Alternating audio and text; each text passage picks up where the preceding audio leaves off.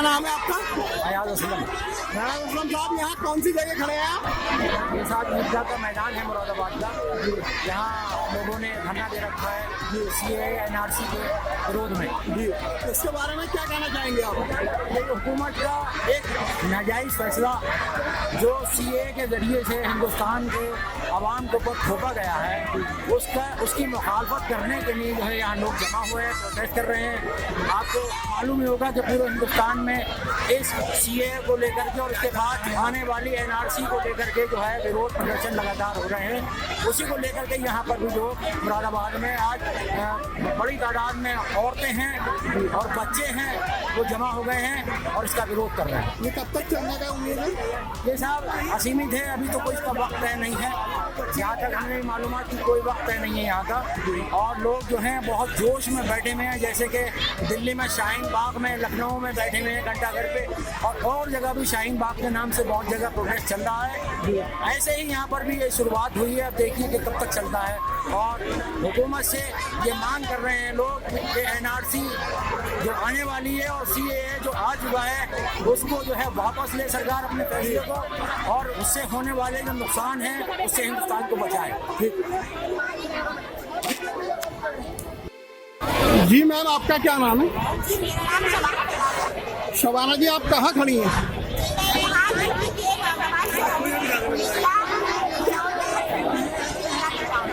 यहाँ किस मकसद से आई हैं आप?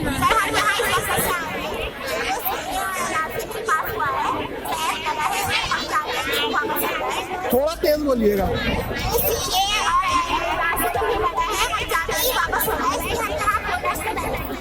ये कब तक का आपका प्रोग्राम है? जब तक वापस नहीं हो जाएगा जी जी, तब तक ही हमारा प्रोग्राम है। अगर वो वापस नहीं करते हैं तो हम बहुत ज्यादा स्टेशन आप किस दिन बैठी हैं? सर हमें यहाँ पर लगभग 10 दिन हो गए। 10 दिनों से? आप रेगुलर बैठी हैं 10 दिनों से?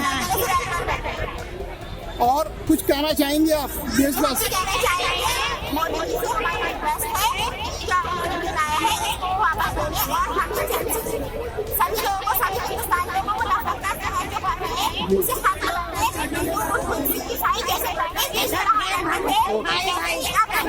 इतना चाहते हैं कि हमारे पूरे वालों को वापस देंगे। हमें छुट्टी नहीं चाहिए, पूरे वापस देंगे हमारे। Okay sir.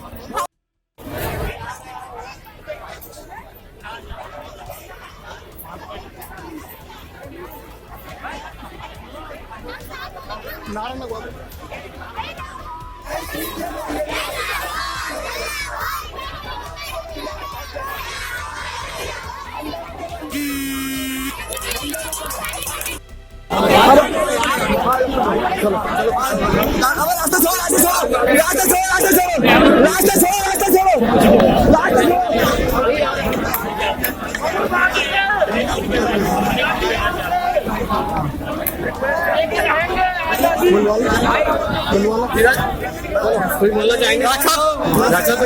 आप आज कैसे यहाँ मतलब प्रेस में आए हैं, आप क्या महसूस कर रहे हैं?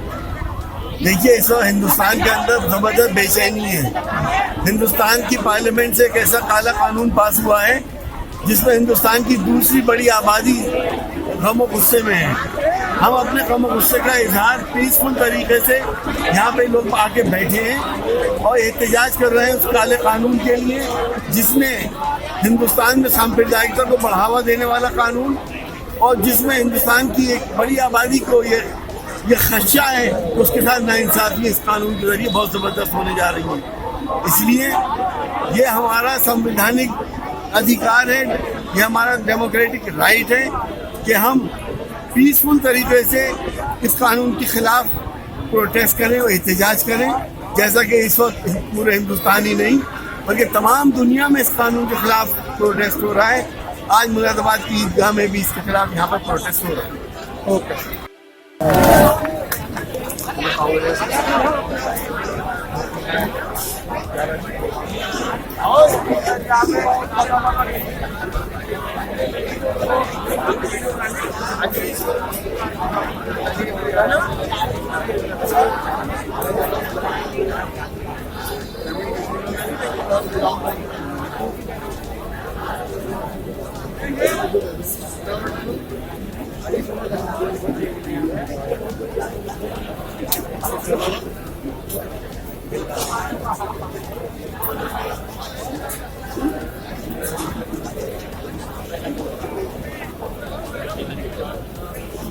देखिए, यहाँ शहर के सब जिम्मेदार बुजुर्ग, नौजवान और बच्चे, महिलाएं सब हैं, क्योंकि ये सीए कानून, ये एनआरसी, ये बहुत सोची समझी साजिश के तहत लाया गया।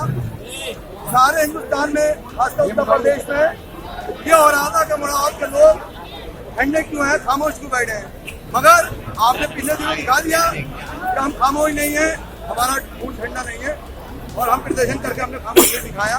हम, ये देश हमारा है, ये शहर हमारा है, सिर्फ हमें जो हमारे खिलाफ साजिश करी गई है, जो कानून लाया गया, हमें उसका विरोध करना, हमें कोई भी नारा ऐसा नहीं लगाना जिससे उन लोगों को मौका मिले। हमारे यहाँ सब जिम्मेदार, सब मजदूर, सब कारखानेदार, सारे निर्यातक सब मौजूद हैं, और शहर में एक माहौल बना है, और इंशाल्लाह ये 1 घंटे का या आधे घंटे का धरना नहीं है, ये जब तक इंशाल्लाह कानून जब तक हम यहाँ बैठे रहेंगे। दूसरी चीज, कोई बुजुर्ग, कोई नौजवान या कोई बोले तो हमारे अंदर झुकने की क्षमता होनी चाहिए, और बहुत एहतियात रखें नारों का, खास कर ये तिरंगा झंडा है, झुकना नहीं चाहिए। मीडिया यहाँ पे है, ऐसा ना हो कि जाने अनजाने में कर हमने काम और हमारे खिलाफ